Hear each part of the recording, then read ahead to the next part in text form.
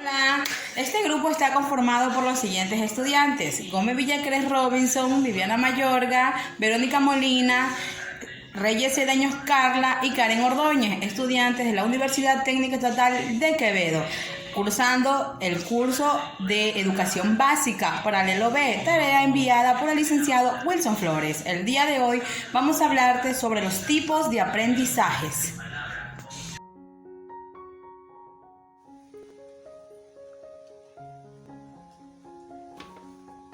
La discalculia. La discalculia es una dificultad en el aprendizaje en los niños de primaria de entre 5 y 7 años. ¿Cómo podemos nosotros saber cuándo tienen ellos o cómo presentan esa dificultad del aprendizaje en lo que es las matemáticas? Podemos ver a nuestros niños contar con los dedos o tener problemas al retener una cierta cantidad de números, de cantidades. ¿Cómo podríamos nosotros resolver en lo que es en el hogar? ¿Cómo podríamos resolver ese problema para que los niños puedan aprender a contar y a retener ciertas cantidades de números? Podemos hacerle con cuentas o coger con lo que son los frijoles para que ellos aprendan a contar. En la escuela, los profesores, los docentes, pueden utilizar lo que es el ábaco para que ellos puedan aprender a contar.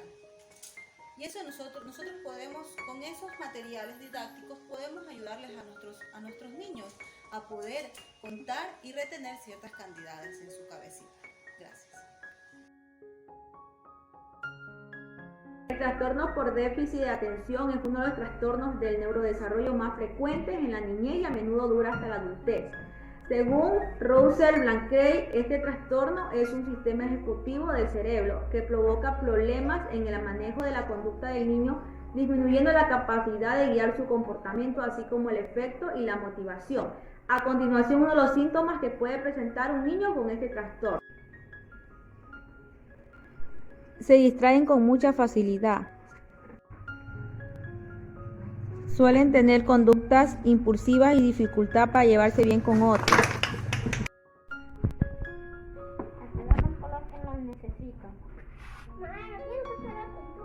No les gusta respetar los turnos.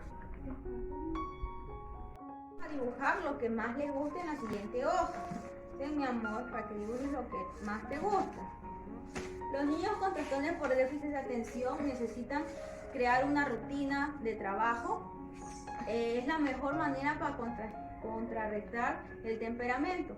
Debemos de enseñarles a tener un horario establecido para que ellos aprendan a cumplir las órdenes que en la casa o en la escuela les implementamos. Por ejemplo, podemos hacer que ellos cada día hagan una tarea diferente.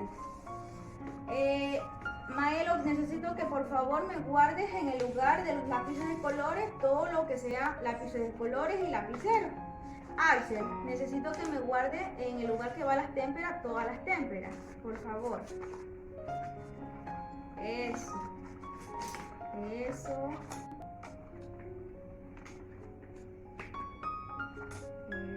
Debemos de festejar sus logros, por más pequeños que sean, para que ellos se den cuenta que pueden lograr grandes cosas. ¡Bravo! Es la mejor manera enseñarles a ellos con amor, porque ellos tienen una diferencia para poder cumplir las órdenes, pero siempre con amor y paciencia se puede lograr. ¿Qué es la dislexia? La dislexia es un trastorno de aprendizaje que se frecuenta en muchos niños, que conceptualiza en la manera como ellos tienen de aprender, comprender y desarrollar su manera de aprendizaje. Pues tenemos que decir que muchos niños cambian las palabras de B en D y de 6 en 9, pues se les hace un poquito más difícil al momento de querer desarrollarse o emplearse como cualquier otro estudiante o joven que esté aprendiendo. Sin embargo, somos nosotros los profesores o los padres de familia que debemos implementar diferentes métodos de enseñanza en nuestros hijos o en nuestros estudiantes. Pues como maestro, si tenemos un niño con este tipo de problemas, debemos inculcarles en que ellos pueden aprender de una manera más didáctica, como por ejemplo por medio de una canción o haciéndoles unas hojitas impresas donde mostremos el silabario, en donde ellos puedan aprender a deletrear y así ellos ir juntando las palabritas para ellos poder ir identificando.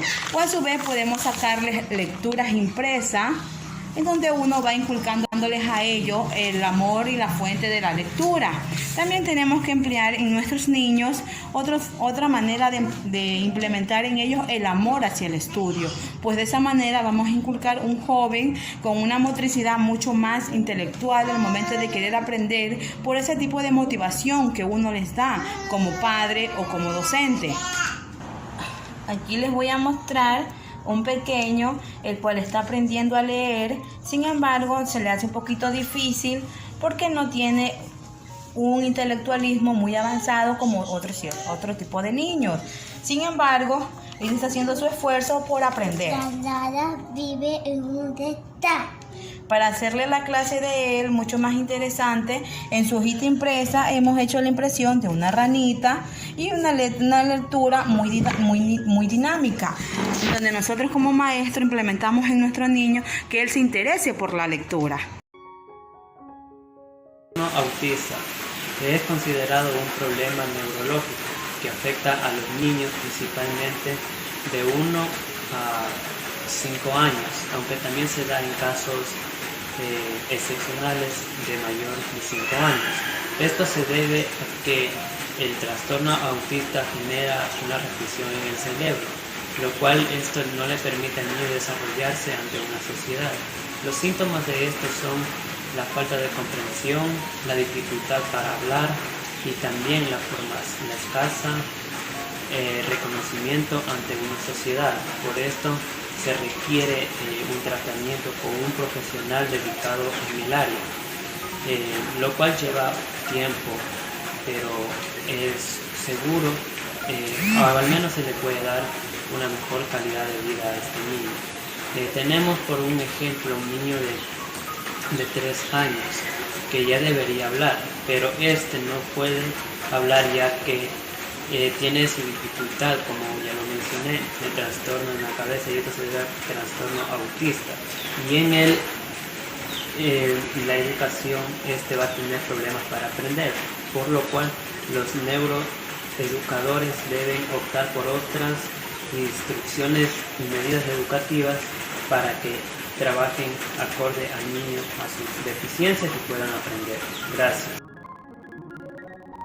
7. A ver, ahora vamos con 1 más 4 es igual a 5, mira. A 5. ¿Cuánto es 1 más 4? Pero te parece caballito. A ver, ¿cuánto es 1 más 4? ¿Cuánto era 1 más 4?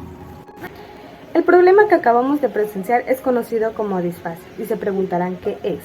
La disfasia es un trastorno específico en la adquisición del lenguaje que se produce como consecuencia de un daño cerebral o de condiciones cromosómicas y genéticas peculiares, manifestándose en una alteración de comprensión y expresión del lenguaje. Además, el paciente que sufre disfasia suele presentar problemas a la hora de construir frases y encontrar palabras.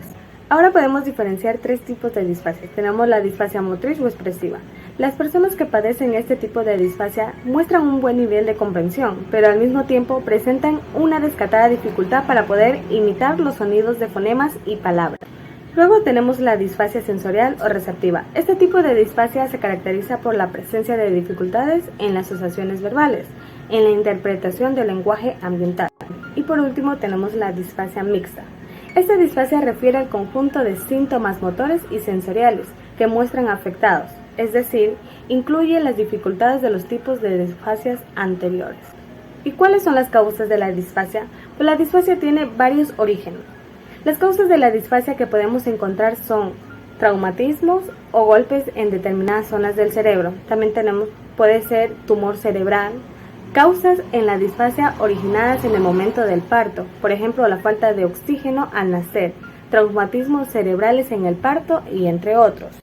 Ahora bien, no existe un único modelo para el tratamiento de la disfasia, o conocido también como el trastorno específico del lenguaje, ya que cada persona es distinta y por lo tanto presenta distintas dificultades y necesidades. Por esa razón, es recomendable adaptar el tratamiento a la edad del paciente y a sus características individuales. pero sí que existe un modelo habitual constituido por 3 niveles, por los cuales deben ser adaptados a la persona.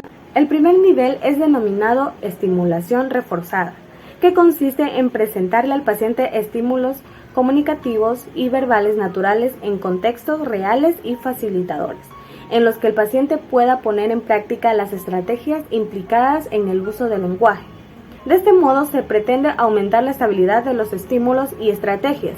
También puede aumentar la intensidad de las interacciones que el paciente establece con otras personas.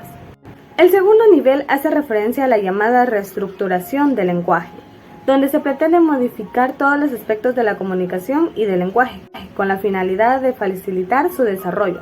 En este nivel se propone introducir métodos que puedan aumentar la facilidad de la comunicación, como por ejemplo añadir información visual, táctil o motriz, además del componente acústico del habla.